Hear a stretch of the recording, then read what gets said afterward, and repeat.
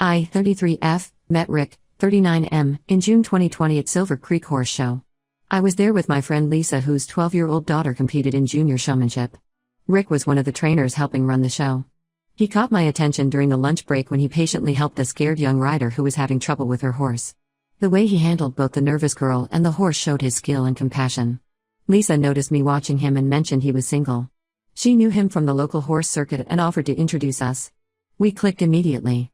Rick was charming, passionate about horses, and seemed very genuine. By the end of the show, we'd exchanged numbers. Our early dating phase was amazing. Rick had been training horses for 15 years and dreamed of having his own facility. He was renting spaces at different barns, traveling between them to train clients' horses. Sometimes he had to turn down clients because he didn't have a consistent facility. It was clear he had talent, horses responded incredibly well to him, and his clients praised his methods. I work as a financial advisor and have always been careful with money. When Rick mentioned struggling with the business side of things, I offered to help. I started handling his emails, scheduling, invoicing, and marketing. Within a year, his client list doubled. We made a great team. He focused on training while I managed the business aspects. My family loved Rick. My parents, who are pretty protective, said he was the best person I dated. My sister and her husband often joined us for trail rides since they have horses too. Rick fit perfectly into my life and family. For 4 years, everything seemed perfect. Rick's business kept growing. We talked about marriage and building a life together. His dream was still having his own facility, but property prices were insane. Then 6 months ago, this amazing 20-acre farm came on the market. It had a beautiful house, 2 barns, an indoor arena needing minor repairs, and plenty of paddocks. The price was high but reasonable for our area. Rick was ecstatic when we viewed it. He spent hours talking about how he'd organize training programs, host clinics, and expand his business. Since I had savings and good credit, I agreed to buy it. The property would be in my name, but we planned to marry eventually anyway. Everyone was thrilled, our families, friends, Rick's clients, the local horse community. People kept saying what a power couple we were. Yesterday shattered everything. I was using my laptop where Rick's Gmail stays logged in since I manage his business correspondence. I noticed Google had synced with his phone, showing recent searches for fab swingers from his phone. Curious, I checked his search history. He'd searched this site almost daily for months. My stomach dropped. I created an account to investigate and found his profile immediately. He'd used a photo from last summer's beach trip, one I took of him. The profile was created 7 months ago, right around when we found the farm. His bio described himself as having a high sex drive, looking for women interested in no-strings excitement. I spent hours reading his profile, feeling sick. He wrote about loving build-up and anticipation before meetings. The profile listed his correct age, location, and body type. He even mentioned being involved with horses, though not his profession. I waited 24 hours before confronting him, trying to process everything. When I showed him screenshots, his first response was claiming he created the account for his friend Tom. He said he used Tom's name in the username, so it was actually Tom's account despite having Rick's photos and details. When I pointed out this made no sense, his story changed. Suddenly he claimed he and Tom shared the account because they suspected Tom's wife might be on the site. He said they browsed it out of curiosity, like Instagram, just looking at photos. He insisted he never met anyone from there. I asked about the bio, explicitly stating he wanted to meet women. He said they needed the profile to look legitimate to catch Tom's wife. But he had 5 friends on the account, 4 were women from our area. When I asked to see his messages, he refused, saying it would violate Tom's privacy since they shared the account. This brought back memories from 2 years ago when I caught him messaging a girl on Instagram. The messages were flirty and inappropriate. He apologized profusely then, promising it meant nothing and would never happen again. Now he claims this website is different because it's anonymous. I'm heartbroken and panicking. The property closing is in 2 days. I've signed contracts and paid a large deposit. My loan is approved based on my income. Rick has already told his clients about moving his business there. Everyone knows we're buying this farm together. The renovation plans are drawn up. Rick's mom offered to help decorate the house. My sister planned a housewarming party. His clients are scheduling lessons at the new place. Local horse people keep congratulating us. The pressure feels overwhelming. I've supported Rick emotionally and financially while he built his business.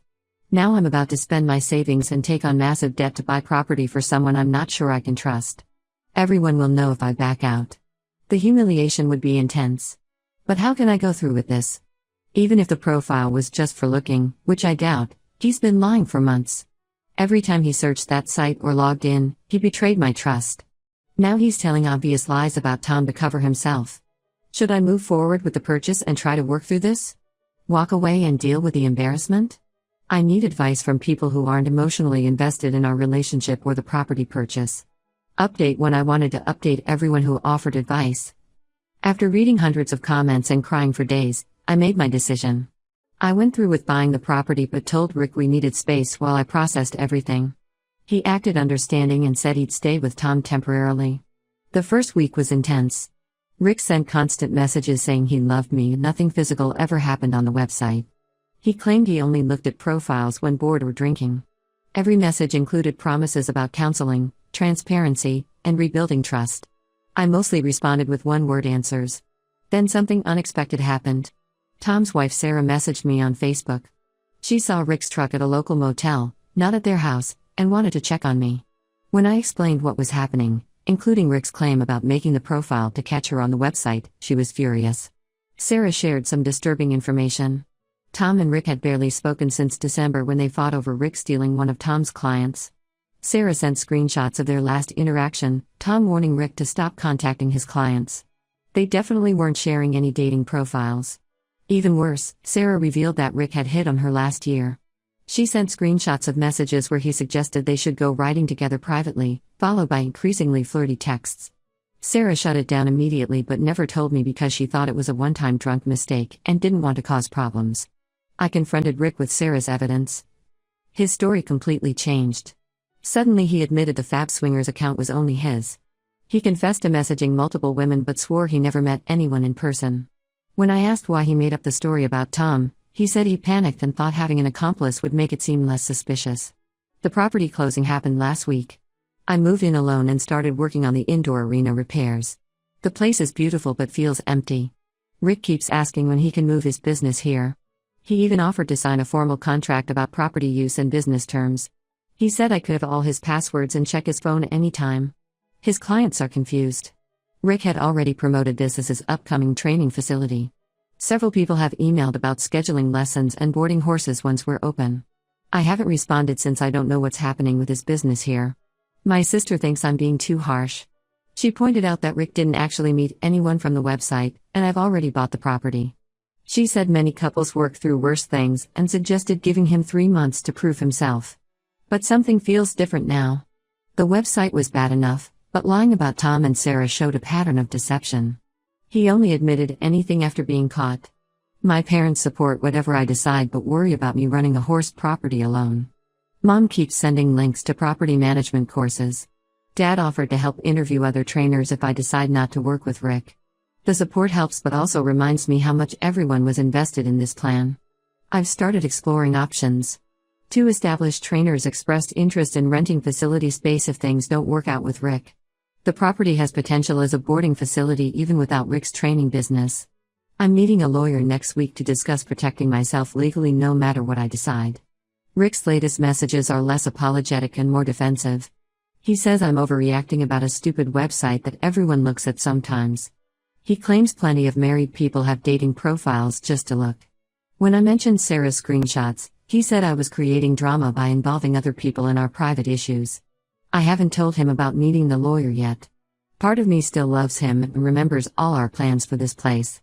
But a bigger part keeps wondering what else he's lied about. If Sarah hadn't reached out, he'd still be blaming everything on Tom. The renovation work helps distract me. Every time I consider forgiving Rick, I remember how he used our property purchase as his cover story while browsing dating sites. He was planning his future business here while actively seeking other women. How can I trust him with anything now? Update 2: Life has turned more complicated since my last update. The meeting with my lawyer was productive. We drafted an agreement about property use and business terms. While working on this, something bigger came to light. Rick wasn't staying at a motel like Sarah thought. He'd moved in with Amy, one of his longtime students' moms. She divorced last year and has a small hobby farm. Amy was also one of his friends on the Swingers website, which now made horrible sense. The revelation came from Maria, a former client who quit training with Rick last spring. After hearing about our split through the horse community grapevine, she reached out. Over coffee, Maria told me her experience. During her daughter's lessons, Rick suggested they could work out a special payment arrangement. He hinted that private time with him could reduce her training fees. When she refused and quit, Rick told everyone she left because she couldn't afford training. Maria's story bothered me enough to contact other former clients. 2 more women came forward with similar stories. Both had been propositioned by Rick, one during a clinic and another after her daughter's lesson. One showed me messages where Rick offered to exchange training for hookups. Some women apparently agreed while others left like Maria. The most shocking part was discovering Amy's involvement. She hadn't just recently connected with Rick, they'd been seeing each other for 8 months. Amy knew all about the property purchase. Text messages from her phone, which Maria's daughter saw and photographed, showed she and Rick had discussed it. They planned to wait until I bought the property and Rick's business was established here before going public with their relationship. Their logic was cold. They assumed once I'd invested in the property and Rick's business was running, I wouldn't risk the embarrassment of backing out. Amy even suggested Rick should propose to me to secure things further, but he thought that was going too far. When I confronted Rick with everything, he finally broke down. He admitted to seeing Amy regularly since last summer. The swingers profile was mostly a cover for meeting local horse moms without raising suspicion. He said he loved the life and support I provided but felt constrained in a monogamous relationship. He actually tried defending his actions by saying mixing business with pleasure kept his clients happy. I've blocked both Rick and Amy on everything. The property plans have completely changed. Instead of a training facility for Rick, I'm converting it into a boarding stable. 3 well-respected trainers have already signed contracts to use the arena and bring their students here.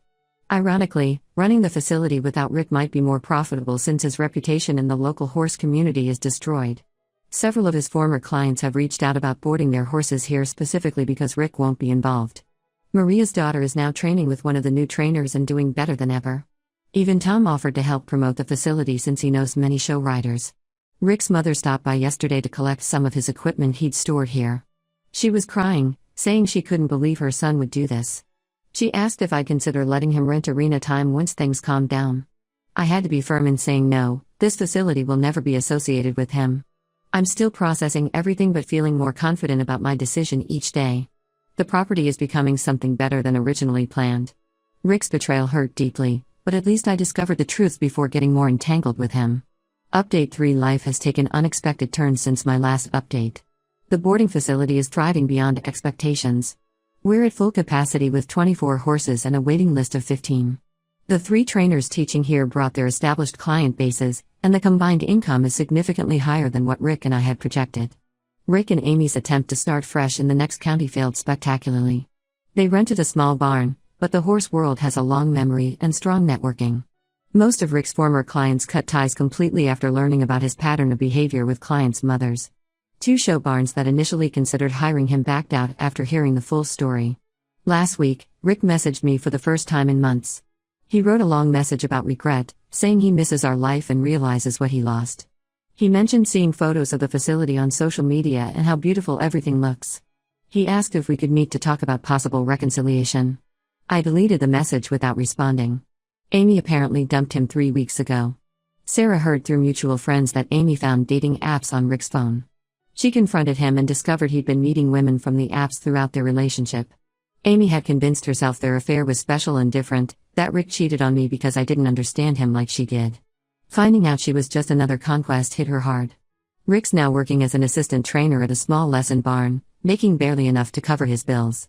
Several people told me he's been drinking heavily and complaining about how unfair life is. He tried reaching out to some of his old clients but most blocked him. Some unexpected positive changes happened too. Sarah and I became close friends after everything. She started taking lessons from one of our trainers and now helps manage the facility part-time on weekends.